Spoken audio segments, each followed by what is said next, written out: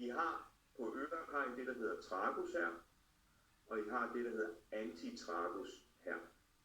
Der søger I det her område, så finder I et punkt, du kan se, der mangler et bogstav, der er blevet slettet der, der hedder hypotalamus. Hypotalamus.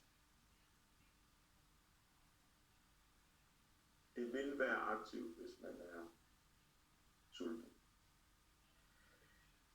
Så går I ind i kongaen på øret. Der har I den øvre konga, og I har den nedre konga. Og der finder I først og fremmest mavesækken.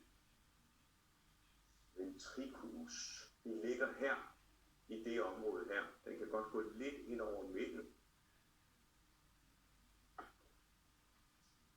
Og sætter en ASP-nål. Det gjorde I også i hypotalamus. Og så går I herop og finder 12-fingertarmen. 12-fingertarmen. Den ligger her. I har tyndtarmen i det her område her. Og så har I tyktarmen og endetarmen. Men 12-fingertarmen, den ligger her. Benum. Og så sætter I en semipermanent nål. Det gør I i venstre øre. I højre øre i stedet for.